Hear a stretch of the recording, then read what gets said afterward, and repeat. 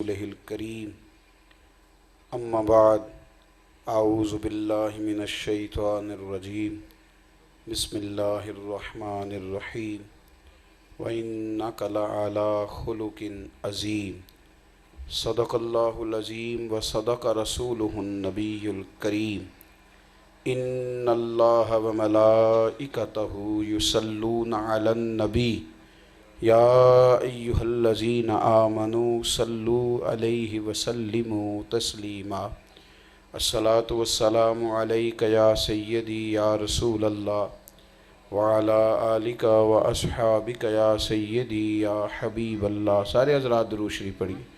अस्सलातु वस्सलामु अलैका या सय्यदी या नबी अल्लाह व अला आलिका व अस्हाबिका या सय्यदी या ख़ातमिन नबिय्यीन।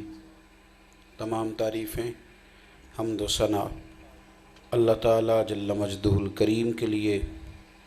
दुरूद व सलाम नबी अकरम नूर मुजस्सम शफ़ी मुअज़्ज़म अहमद मुज्तबा जनाब हज़रत मुहम्मद मुस्तफ़ा सल्लल्लाहु ताला अलैहि वसल्लम की ज़ात वाला सिफ़ात के लिए हम्द व सलात के बाद नूर दीदाए हज़रत सुल्तान बाहू, जिगर गोशाए हज़रत सुल्तान बाहू, पैकरे मोहब्बत हज़रत अक़दस अलहाज अश-शेख साहिबज़ादा सुल्तान रियाज़ुल हसन साहिब किबला दामद बरकातुहुल आलिया। अज़ीज़ दोस्तों, बुज़ुर्गों और भाइयों, महफ़िल मिलाद मुस्तफ़ा सल्लल्लाहु अलैहि वसल्लम के उन्वान से ख़ूबसूरत बज़म सजाई गई है। कुछ मसरूफ़ियात आम दिनों में भी होती हैं, रबीउल अव्वल में ज़रा ज़्यादा हो जाती हैं, लेकिन हज़रत साहब किबला का इरशाद गिरामी हुआ, मैंने बहुत ज़रूरी समझा कि तामील इरशाद की जाए और मैं हाज़िर हुआ।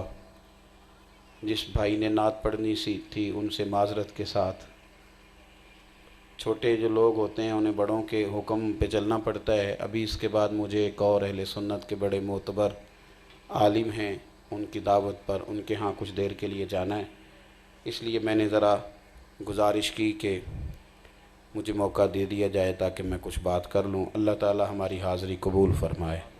और ये बात भी आपने ज़रूर ज़हन में रखनी है कि महफ़िलें सरकार के नाम की हैं।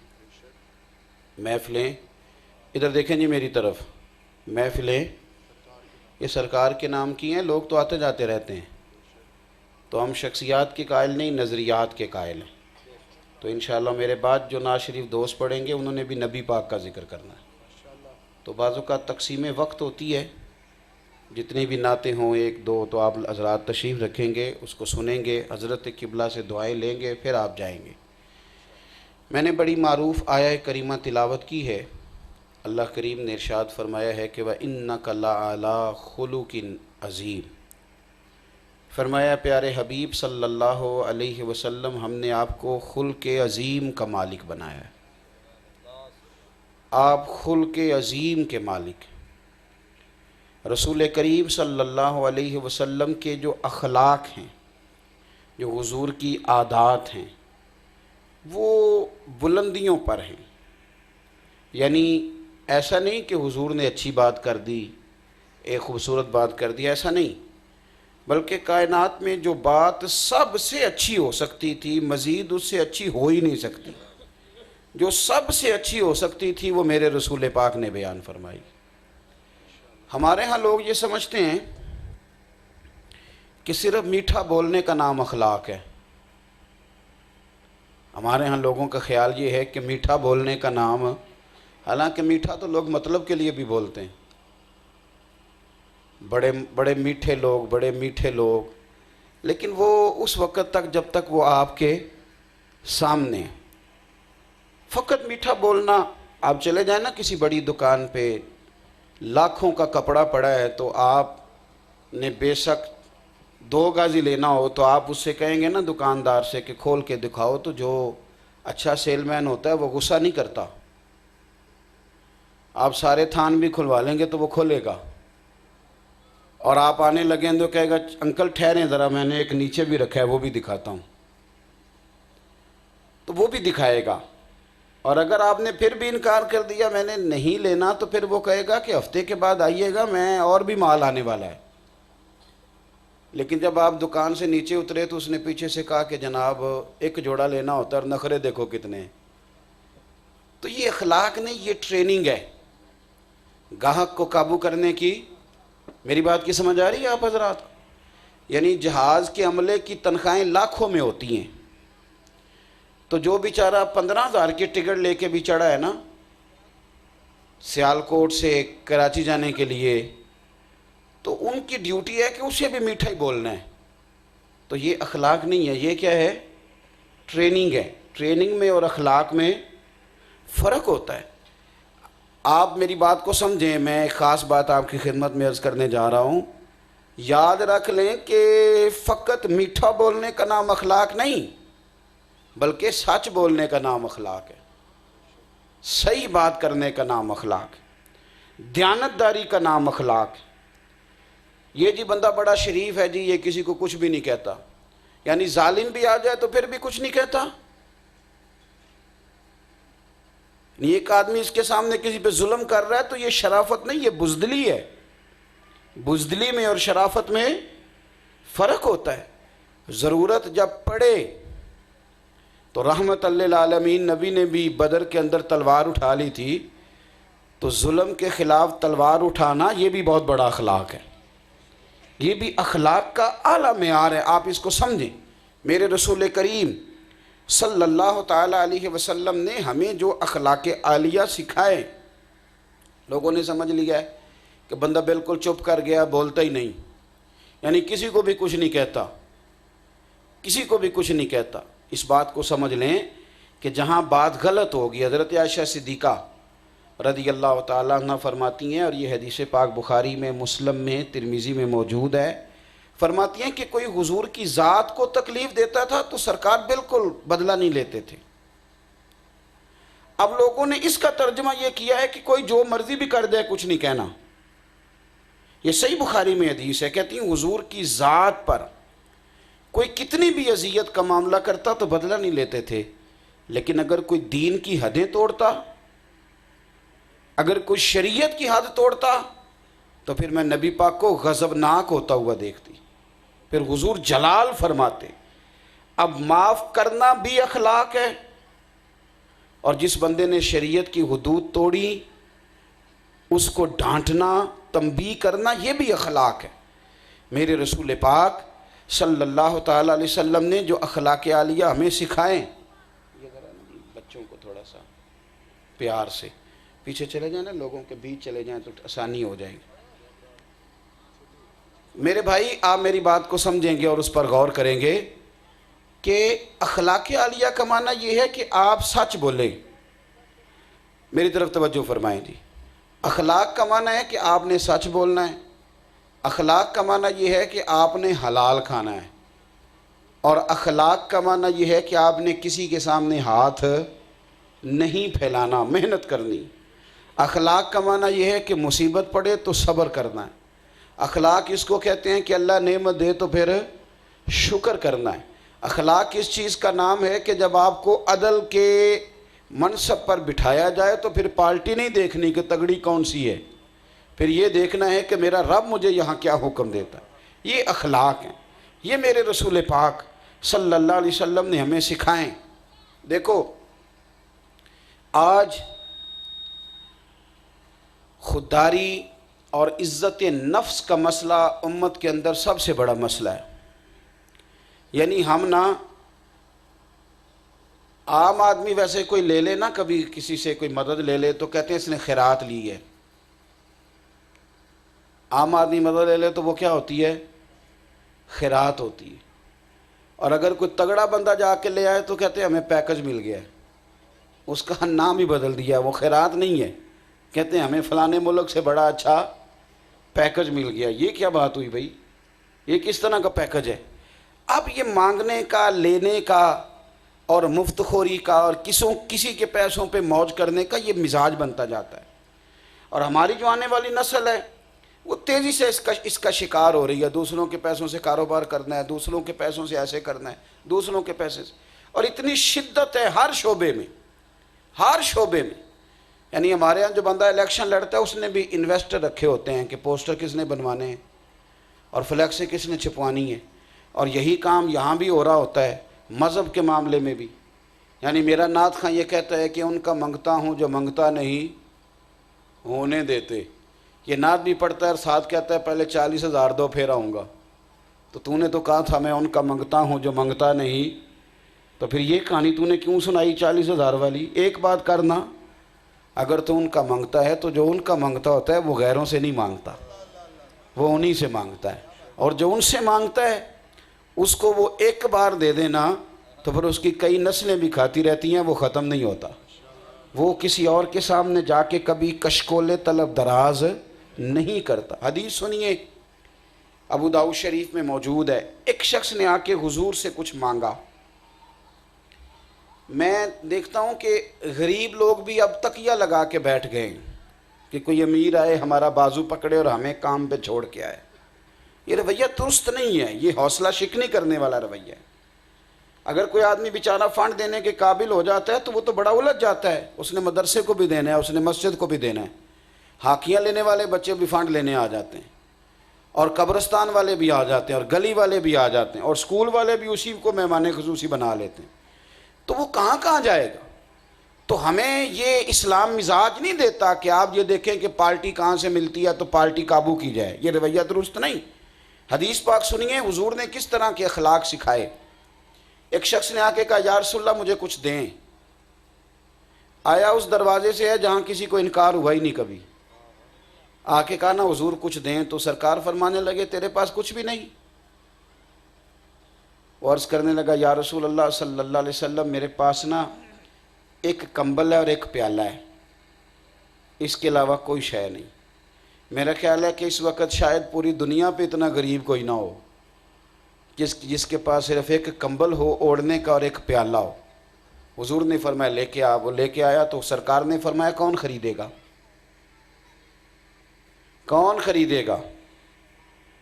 एक शख्स ने अर्ज़ की हुजूर 1 दिनार दूंगा। एक ने कहा नहीं मैं 2 देता हूँ। जिसने 2 में ख़रीदा हुजूर ने बेच दिया।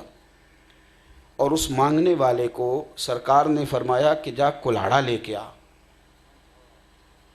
वो कुल्हाड़ा लेके आया और नबी पाक सल्लल्लाहु अलैहि वसल्लम ने क्या किया, हुजूर ने अपने दस्ते मुबारक से, हुजूर ने अपने दस्ते मुबारक से वो एक दस्ता उस कुल्हाड़े के अंदर लगाया और फिर उसको थमा के फरमाया नबी पाक ने कि ये कुल्हाड़ा पकड़ और वो रस्सी उठा और जंगल में जाके लकड़ियाँ काट के बेच, खा भी और खिला भी, पहन भी और पहना भी। ये ना हो कि तू मांगता फिरे, तू बांट, निकल। और हुजूर फरमाने लगे 15 दिन नज़र ना आना, यानी फ़र्ज़ नमाज के अलावा यहाँ तुम बैठने के लिए ना आना। हज़रत अनस बिन मालिक कहते हैं वो बंदा 15 दिनों के बाद आया तो करीम रसूल ने फरमाया अब तेरा क्या हाल है। कहने लगे करीमा आपके दर्स देने पे कुर्बान जाऊँ, पहले एक प्याला था अब तो मेरे घर सारा बर्तनों से भर गया है। हुजूर पहले एक कंबल था अब सारे घर के बिस्तर बन गए। हुजूर आप नबी पाक सल्लल्लाहु ताला अलैहि वसल्लम ने ये सबक नहीं पढ़ाया कि हर बंदे ने कशकोले तलब दराज किया और वो मांगता फिरे। और शर्म आती है ये बात कहते कि हुकूमतें मांगेंगी और मांग करके हमें देंगी। अपनी मट्टी पे चलने का सलीका सीखो, किसी के संग मरमर पे चलोगे तो फिसल जाओगे। और इकबाल फरमाते हैं कि गैरत है बड़ी चीज़ जहाने तगो दो में, गैरत है बड़ी चीज़ जहाने तगो दो में, पहनाती है ये फ़क्र को ताजे सरदारा, ये फ़कीरों को बादशाह बना देती है, शर्त यह है कि गैरत हो। तो हुजूर ने हमें ये बात सी। दूसरी बात, रसूल पाक सल्लल्लाहु ताला अलैहि वसल्लम थोड़े पे गुजारा करने का मिजाज दिया है। ये लालच उस वक़्त पैदा होता है जब कार कोठी का मिजाज बन जाता है। जब वो घर के सामने जो खाली प्लाट पड़ा हो वो बंदे को तंग करने लग जाए, फिर बंदा लालच करता है कि कभी ये भी मेरा हो जाए ना। और जब साथ वाला प्लाट परेशान करता है फिर बंदा ख़राब होता है। और जब उसका दिल करता ना हो दुकान नहीं मार्केट हो तो गुजारा चलेगा, फिर ख़राबी होती है। 2 जुमले मुस्नद इमाम अहमद बिन हंबल के आपने याद रखने। मेरे रसूल पाक अलैहिस्सलाम से किसी ने पूछा था, बस अगर आप ये बात समझ गए तो बड़ा नफ़ा होगा। अर्ज़ किया या रसूल अल्लाह इज़्ज़त क्या है। हुजूर इज़्ज़त क्या है?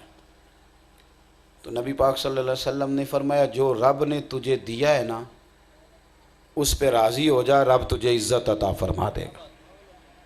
जो अल्लाह ने दिया है उस पर राज़ी हो जा, अल्लाह तुझे। तो उस शख्स ने कहा, हुजूर फिर ज़िल्लत क्या है? तो मेरे हबीब फरमाने लगे, ज़िंदगी में लालच ना करना, जलील हो जाए। ये जो तबीयत के अंदर लालच पैदा होता है ना, आप अपनी गरीबी से प्यार करें, आप प्यार करें। आपको पता है रसूल पाक ने गरीबी से प्यार किया है। गरीबों से नहीं मैंने कहा, मैंने सोच के बात की है। गरीबों से नहीं, गरीबी से। यानी हुजूर ने कच्चे मकान में रहना पसंद किया है। हुजूर ने एक वक्त रोटी खा के एक वक्त फाका करना पसंद किया है। मोटे बान की चारपाई पे आराम करना नबी पाक ने ये पसंद है। ये हुजूर का अखलाक है, ये किरदार है। और फिर मेरे भाई, आज ना हमारे दामन में सारा कुछ है पर हमारा एतमाद ख़त्म हो गया। झूठ बहुत बोला जाता है, बहुत ज़्यादा। यानी हम इतने सच्चे लोग हैं कि शादी के कार्ड पे टाइम लिखा होता है 1 बजे का। ये हमारा सच है और ये हर घर में सच बोला जाता है। शादी का टाइम लिखा गया है 1 बजे का, और घर वालों से पूछा है, लिखवाने वालों से, कि 1 बजे का क्यों लिखवाया है? कहते आते आते तो 4 बज ही जाएंगे ना। यानी 3 घंटे आपके लिए शाही कोई नहीं, कोई चीज़ ही कोई नहीं। 3 घंटे ज़िंदगी में जो चीज़ दोबारा पलट के नहीं मिलती वो वक्त है। आप मेरी बात को समझें, सच बोलें। अब तो ये हाल हो गया है कि बीवियां अपने खामदों से कहती हैं कि तू पैसे थोड़े दिया कर पर मेरे साथ सच तो बोला करना। तो झूठ बोलता है, झूठ से इत्मीनान ख़राब हो जाता। एक शाह साहब ने मुझसे कहा कि मैं अम्मा को उम्रा करा दूंगा, आप मेरी अम्मा को बता दें। मैं क्या, अम्मा को बड़ी जल्दी राज़ी हो जाती है। अब्बा जी को 20-25 मिनट लगाते हैं राज़ी होने में, वो भी जाते हैं, पर अम्मा तो 2-4 मिनट में राज़ी हो जाती है। तो तू क्यों परेशान हो गया है? तो वो कहने लगा, मैंने कई दफ़ा लारा लगाया कि अम्मा अगले महीने उम्रा कराऊंगा, अगले महीने, तो अब मेरा एतबार नहीं करती। झूठ बोलते हैं। झूठ नहीं बोलें, आप सच बोलें। आप दयानतदारी का मुजाहरा करें। आप सच बोलेंगे तो आपका एतमाद बहाल होगा, रिश्ते नहीं टूटेंगे। क्यों गलत बातें हम बताते हैं लड़की वालों को? रिश्ता करते वक्त खुद कहते हैं कि हमने लड़के को कार भी देनी है, हमने बच्ची को मकान भी देना, फिर बाद में कहते हैं लड़के वाले लालची हो गए। तो आपने लालच पैदा किया था, आपने तो रिश्ते कराने वाले से ये कहा था। यही काम जो है वो लड़के वाले करते हैं। वो कहते हैं बड़ी कमाई करता है, बड़ी मौज में है, क्या बात है, हमारा बच्चा तो अच्छा ही बड़ा है। यूँ ना करें आप सच बोलें, दयानतदारी का मुजाहरा करें। और 2 जुमले मेरे नबी पाक सल्लल्लाहु अलैहि वसल्लम के याद रखें। हुजूर ने फरमाया, अस्सिद्क़ु युनजी वल किज़्बु युहलिक। क्या खूबसूरत अंदाज है। हुजूर ने फरमाया, सच बोल तू बच जाएगा। क्या कर, सच बोल तू, झूठ ना बोलना, हलाक हो जाएगा। झूठ मरवा देगा, हलाक कर दे। सच बोलें और दयानतदारी का मुजाहरा करें। हज़रत हसन बसरी पीर हैं और हबीब अजमी मुरीद हैं। और ये बात सुना रहा हूँ आपको 1100 साल पहले की। कितने साल? थोड़ी जी तकलीफ़ करे अजे, बोले अजे कितने साल जी? 11। जेड़े बंदे कहने ना पीरी मुरीदी कल शुरू हुई है, उनके लिए बात कर रहा हूँ। कितने साल पहले? क्यों? इसलिए कि ये जो बात सुनाने लगा हूँ ये दाता अली अजवेरी ने लिखी है, और 1000 साल तो दाता साहब को हो गया है। दाता साहब ने लिखी है 1000 साल पहले कश्फुल माजूब, उसके अंदर दाता गंज बख्श अली अजवेरी ने इसको लिखा है। यानी आज से 1100 साल पहले भी 11। मैंने एक दफ़ा कहा था दरबार शरीफ पे, तो वो अब चल जाती है ये सोशल मीडिया पे बहुत सारी बातें। मैंने कहा था कि 3 लोगों का मुरीद कोई पीर कोई नहीं होता। तो मुझे एक बाबा जी कहने लगे कि वो गल फिर तो सुनाया जे। मैं क्या केड़ी? कहने ने जेड़ी साहबजादा रियाजुल हसन साहब नाल बह के कीती साजे। उनको कहीं याद रह गई कि वो वीडियो देखते हैं ना, जो चीज़ देख लेते हैं। वो कहने लगे मैंने वो एक जगह पे देखा है, पीर साहब बैठे थे आपके साथ। भाई, जो बंदा थोड़ा सा मालदार हो उसका पीर कोई नहीं होता, क्योंकि जब पैसे आते हैं तो फिर अकल भी बड़ी आ जाती। फिर वो खुद पीर समझता है अपने आप को। और जिस बंदे को थोड़ी तालीम हो जाए, 2-4 डिग्रियां, उसका भी पीर कोई नहीं। और जो थोड़ा सा किसी ओहदे पे चला जाए उसका भी पीर, इसलिए कि वो अब खुद बहुत बड़ा पीर है। तो मेरे भाई आपने गौर करना है जो अर्ज़ करने लगा हूँ। ख्वाजा हसन बसरी रहमतुल्लाह अलैह ने ना फतवा दिया, हज्जाज बिन यूसुफ के ख़िलाफ़ के बड़ा जालिम आदमी है। ये मैं आपको 1100-1200 साल बता रहा हूँ, 1300 भी कर लेंगे तो करीब पहुँच जाएंगे आप, पुरानी बात, क्योंकि ख्वाजा हसन बसरी ताबीन में से हैं। तो ख्वाजा हसन बसरी रहमतुल्लाह ताला अलैह ने फतवा दिया कि तू जालिम आदमी है। तो वो उसने ना पीछे फ़ौज लगा दी, पुलिस लगा दिया हज्जाज बिन यूसुफ ने। तो आप वहाँ से भागे। तो अपने उनके मुरीद हज़रत हबीब अजमी उनकी खानकाह में आए। तो उन्होंने कहा हज़रत आप अंदर चले जाएं, नफल पढ़ें जाके। अंदर चले गए मस्जिद में। थोड़ी देर के बाद फ़ौजें आ गई। उन्होंने आकर के पूछा कि हज़रत हबीब अजमी से कि यहाँ हसन बसरी तो नहीं आए? तब ख्वाजा हसन बसरी फरमाते हैं, ख्वाजा हबीब अजमी कहते हैं मैं सोच में पड़ गया कि मेरे मुर्शद ने सारी ज़िंदगी सिखाया है कि सच बोलना है, तो मेरे मुर्शद का ही मसला है। अगर मैं कहूँ कि मुझे पता नहीं तो पीर सामने का है सच बोलना है। और दूसरा मामला ये है कि अगर मैं बता दूँ कि वो अंदर हैं तो फिर उन्हीं की जान को दिक्कत है, क्या करूँ? फरमाते हैं बिल आखिर मुझे ये हदीस याद आई। हुजूर ने फरमाया सच बोलो बच जाओगे। सच बोलो, आप इरादा तो करें, अल्लाह मदद करेगा। सच बोलो, बोलिएगा सच बोलो, निजात मिलेगी। सच बोलो। फरमाते हैं कि उन्होंने फिर कहा बताते क्यों नहीं हबीब अजमी हसन बसरी किधर हैं? तो फरमाते मैंने फ़ैसला कर लिया कि मैंने सच ही बोलना है। मैंने कहा जी अंदर हैं हज़रत, नफल पढ़ रहे हैं। तो वो अंदर गए, छोटी सी मस्जिद थी, दरवाज़ा भी एक ही था। अंदर गए और वापस आ गए। आके कहने लगे यार तू सियाना बयाना बंदा है, तुझसे उम्मीद तो नहीं थी झूठ बोलने की, अंदर तो बंदा ही कोई नहीं, तो खाली है सारी। तो फरमाने लगे भाई रास्ता भी और कोई नहीं और बैठा भी मैं दरवाजे पे हूँ, दोबारा देख लो शेख अंदर ही हैं। वो लोग कहते हैं फिर अंदर गए, सिपाही फिर घूम के आगे कहने लगे हजरत जी आपसे उम्मीद नहीं थी, वो अंदर कोई नहीं। आप फरमाने लगे मुझे झूठा ना समझो, मैं तुम्हें अल्लाह की कसम उठा के कहता हूँ कि वो अंदर गए। वो कसम पर फिर गए और अंदर से घूमकर फिर आ गए। दाता साहब ने लिखा है वापस आके कहने लगे अंदर शाही कोई नहीं। तो फरमाने लगे नहीं तुम्हें नज़र आता तो मैं क्या कर सकता हूँ? उन्होंने कहा छोड़े जनाब अंदर कोई शय नहीं। पुलिस वापस चली गई। थोड़ी देर के बाद हज़रत हसन बसरी आए, कहने लगे तेरी मेहरबानी तूने बचा लिया। कहने लगी हुजूर मेरी मेहरबानी नहीं, ये सच की मेहरबानी है, ये सच की बरकत। जब आप सच बोलते हैं तो अल्लाह मदद फरमाता है, झूठ बोलने की क्या ज़रूरत। इसी तरह का मामला बददयानती के साथ है। कुछ लोग जानबूझकर बददयानती करते हैं, उसकी कोई ज़रूरत है? हुजूर ने हमें जो इखलाक दिया है ना, उसमें फरमाया ला दीन लिमल्ला अमानत लहू, उस बंदे का मैं दीन ही नहीं मानता जो अमानतदार ना हो। और मुजाहरा करें सही वाली दयानतदारी का।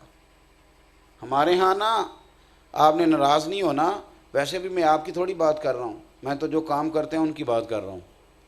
ओवरऑल ये मसला है कि 2-4 हज़ार रुपये पे लोग दयानतदार होते हैं, लेकिन जब मसला 2-4 लाख का आ जाए या 1.5-2 करोड़ का आ जाए फिर दयानतदारी मुश्किल हो जाती है। फिर माहौल आप हैरान होंगे कि हमारे मुल्क में करप्शन 2-4 हज़ार की है ही नहीं। यहाँ तो जिसने भी करप्शन की 200 अरब की कर ली। यहाँ हल्का फुल्का मामला, निचली सतह पे लोग दयानतदार हैं, हो जाते हैं, मान जाते हैं, करते हैं यहाँ भी मामला ख़राब। मतलब मैं क्लीन चिट नहीं दे रहा, मैंने देखा है कि रेडी वाला इस तरह करता है कि अच्छा फल आगे लगा लेता है, बाज नहीं आता। ये बात भी दुरुस्त नहीं है।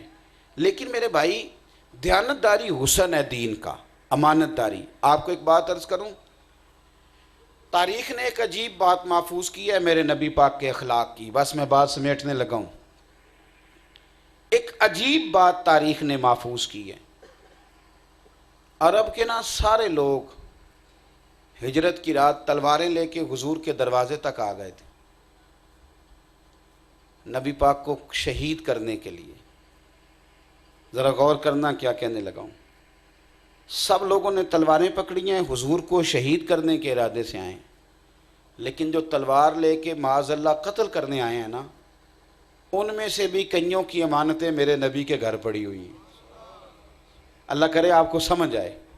और मेरे भाई, कोई बंदा किराए का मकान छोड़ के जा रहा हो और 50,000 लेना हो तो हम कहते नहीं पहले मेरे पैसे दे। और अगर ज़हन ये बन जाए कि रात उस बंदे को शहीद कर दिया जाएगा तो लोग पैसा तलब करते हैं कि नहीं करते। लेकिन अज़ीज़ दोस्त, इस पर ज़रूर गौर करें।